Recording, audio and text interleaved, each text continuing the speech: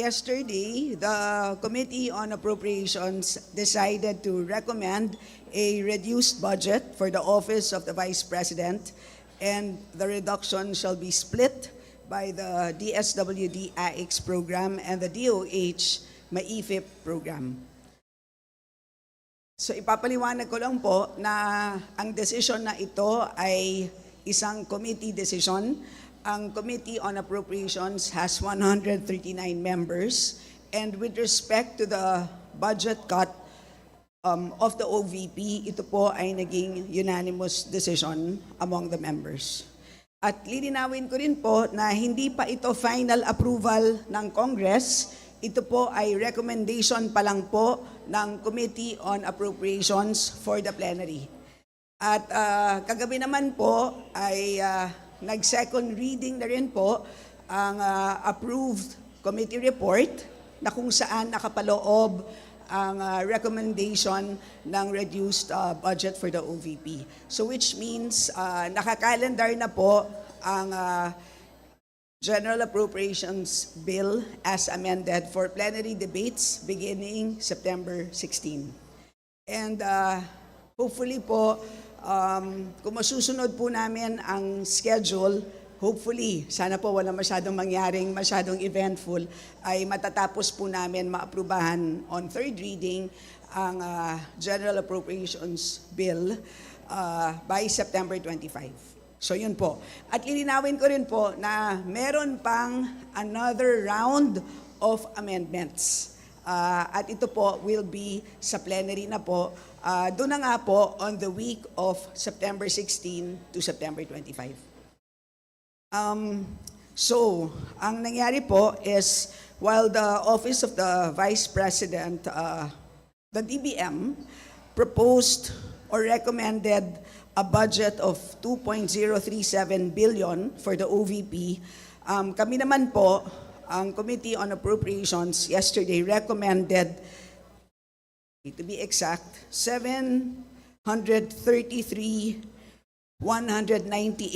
million pesos, which means merong cut of 1.293159 billion pesos. At ang reduction na yan ay ililipat po sa dalawang ahensya, and as I had mentioned earlier, for two programs, the DSWD AIX program, which is the assistance for individuals in crisis situations, and the DOH MAIFIP, or the medical assistance for indigent and financially incapacitated patients. In other words, dalawa pong very important social protection programs ng ating gobyerno.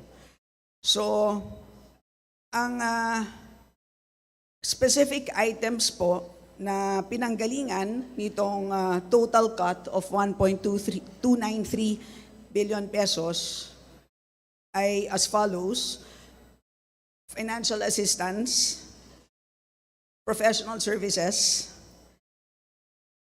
utility expenses, supplies and materials, as well as lease expenses.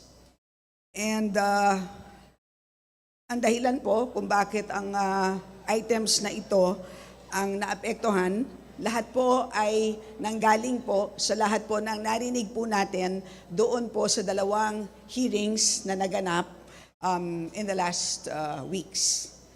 So, mamaya po kung meron kayong katanungan on the details, I can provide those to you. So,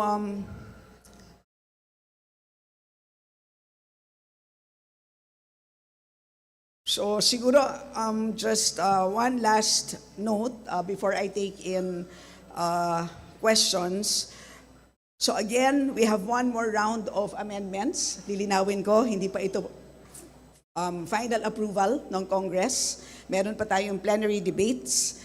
And pagkatapos po mapadala ang House version of GAB to the Senate, magkakaroon siyempre ng Senate deliberations. After ma-approve ang Senate version, meron pang bicameral meeting. After that, magkakaroon pa po ng ratification, meaning babalik pa po yan to both Congress and the Senate.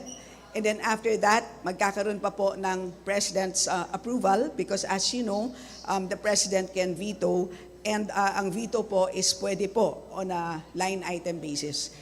In other words po, ganun po kahaba ang proseso ng ating budget approval, budget process at malinaw po na napakarami pong tao na involved dito po sa pag-aproba ng budget, hindi lang po 2 tao. And of course, after the budget is approved, alam naman po natin, ang budget execution is solely by the executive.